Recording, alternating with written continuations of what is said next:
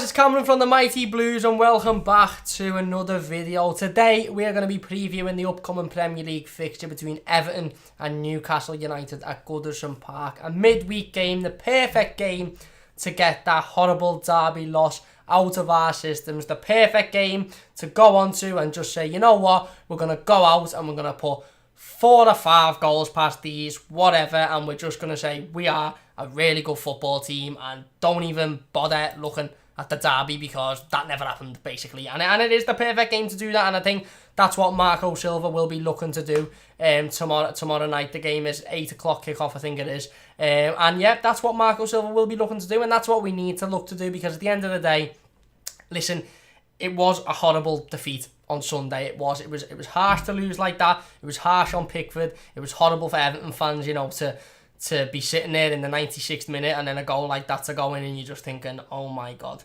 I've seen us be beaten at Anfield and I've seen some unlucky goals, but I don't think I've ever seen anything quite like that. And it was unlucky, but I think this is the perfect opportunity to bounce back. Newcastle aren't playing fantastically well at the moment, so, you know, hopefully we can go out and get the 3 points at Goodison Park. So Newcastle are currently sitting in 15th position in the Premier League. They have won 3, drawn 3 and lost 8. They had a really poor start to the season. They couldn't find points anywhere. They picked it up a little bit, obviously, but I think it's still a team that we should be looking to beat at Goodison Park. For me, it's another one of them games where we're coming off the back of playing a top 5 team and we haven't managed to get, you know, a result. We've managed to, you know, somehow come away without a point.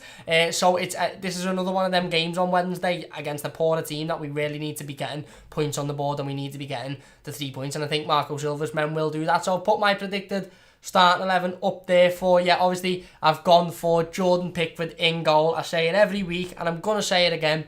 This does not need explaining. Forget about the mistake. Pickford made a horrifying mistake in the derby, and he did, and nobody else can be to blame, but that doesn't mean we can sit here and have a go at him and scapegoat him and say, you know, it was awful, this, that, the other.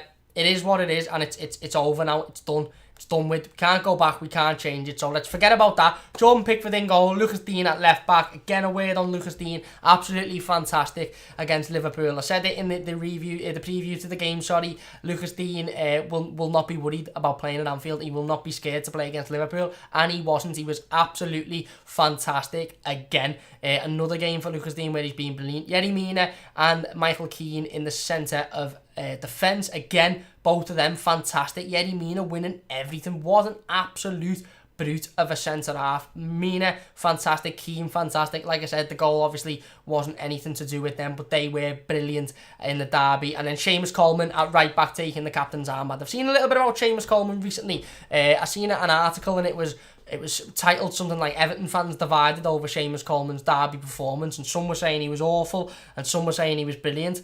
For me, he was just average. He didn't do anything particularly bad. He didn't do anything particularly fantastic. He was just average. He was okay. He wasn't awful and he wasn't brilliant. He done okay. So I don't know quite where that article's come from or quite what the people who were talking are trying to say, but yeah, whatever. One of them.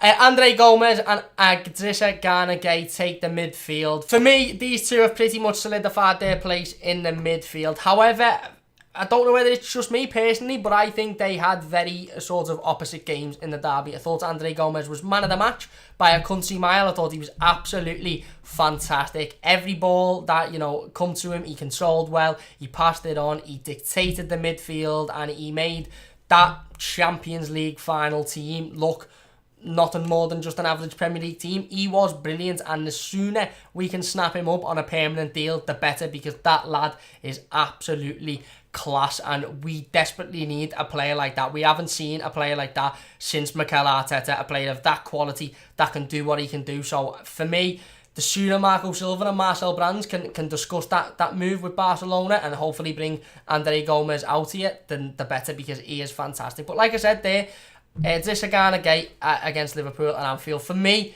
he was sloppy. He really wasn't the Gana Gueye that we've seen in recent weeks. He wasn't. I think he was a bit fearful on the ball. His passing was poor. Again, it was off. Again, you know, his awareness of who's around him was poor, it really was. And I think maybe it was just one of them games for Gana Gueye. Maybe it was just a poor game that obviously we're all entitled to them.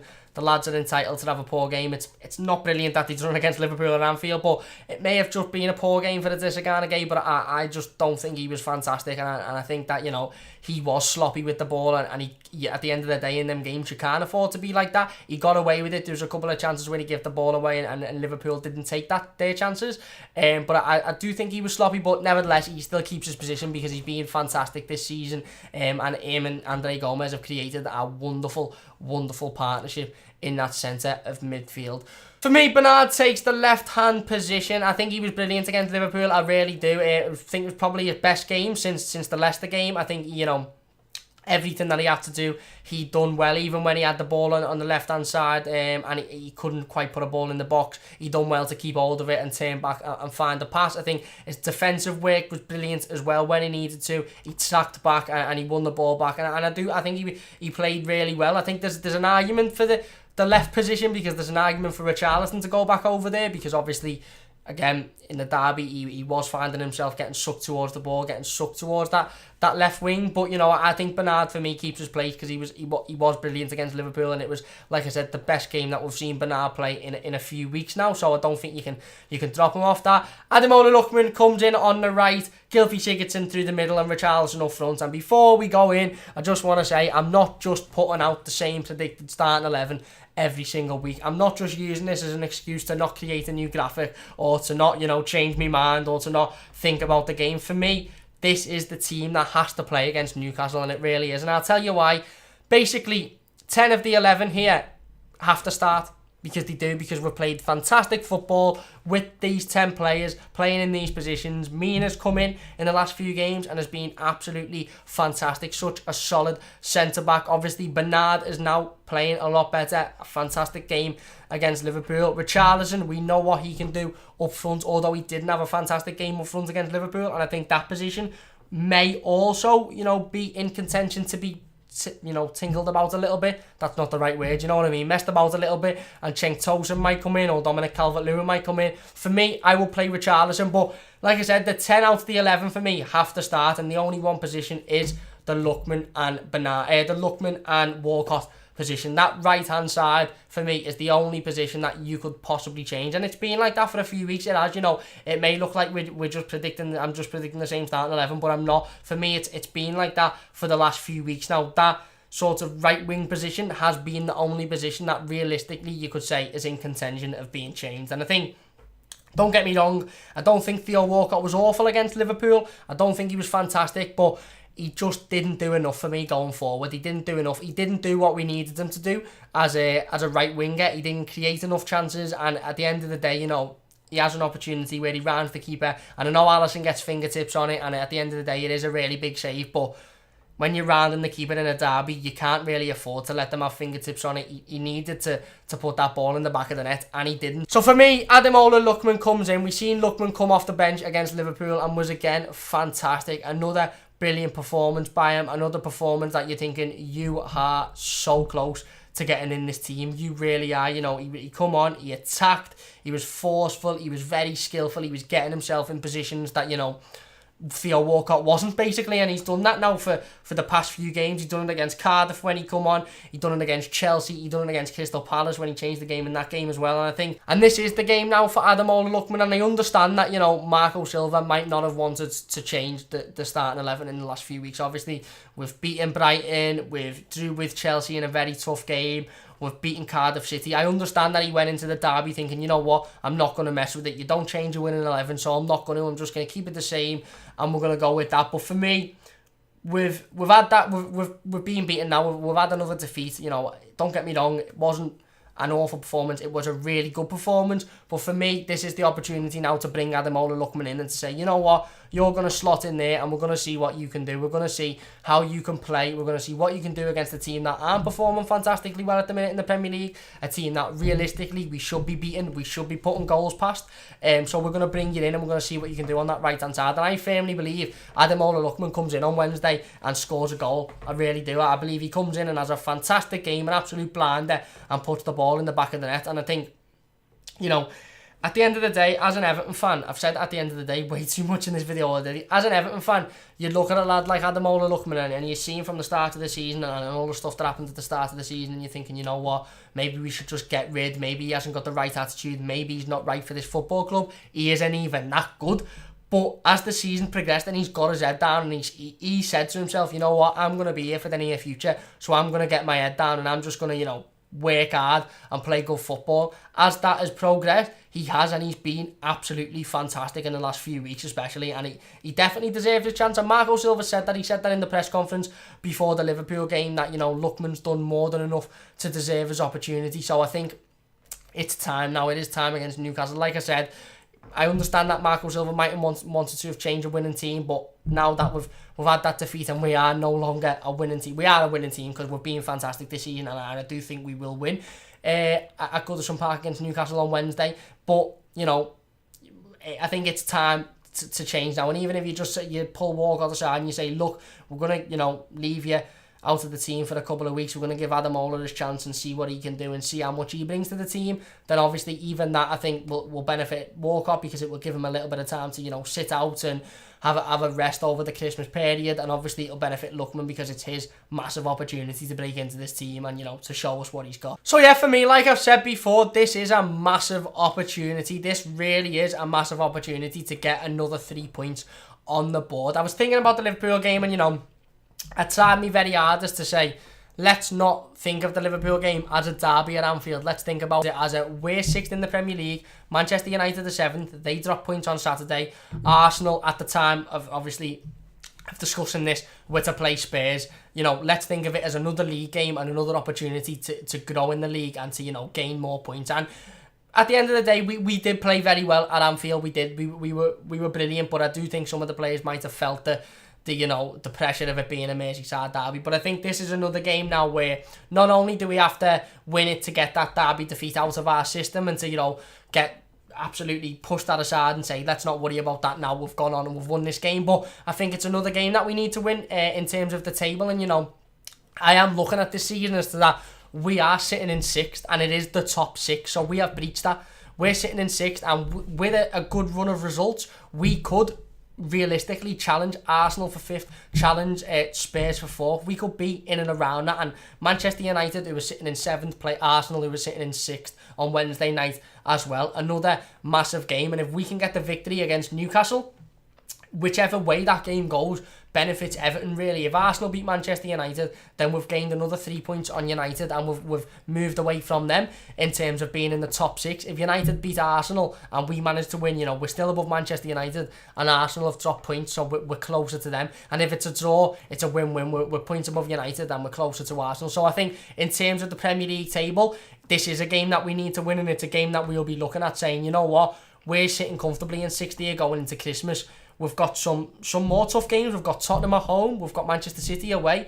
So we need to be getting the points on the table against the teams like Newcastle at home. No disrespect to Newcastle, obviously. They're a good side, but they're not doing fantastic this season. So these need to be the games that we get the points on the board, and they need to be the games that, we're going out and we're showing how good of a football team we are at Goodison Park. And it helps that obviously it'll be good to get that derby loss out of our system. I said it in the review to the Liverpool game. I've done a live stream review on Monday to that game, and I said, look, that derby defeat, although a derby defeat is never a good thing and it never comes at a right time, but that derby defeat has come at the best time it could come, because we have now only got 2 days to, I don't think we'll be sitting around with our heads in our hands, but we've only got 2 days now until we play another Premier League game at Goodison where we have to be focused for. There's no time to be worrying about the derby. It's done. There's no time to be looking at the mistakes. There's no time to be seeing at what we could have done better. We were brilliant and we were very, very unlucky. We were a victim of our own, mistake. We gifted them the goal and we gifted them every other chance they had in that game. And we were very unlucky. But now we don't worry about that, because we play another Premier League game on Wednesday night against another team that, aren't doing fantastically well. But at the end of the day, they're an established Premier League team, and, anything can happen in the Premier League. We've seen how they play against Manchester United. We've seen how they played against Manchester United.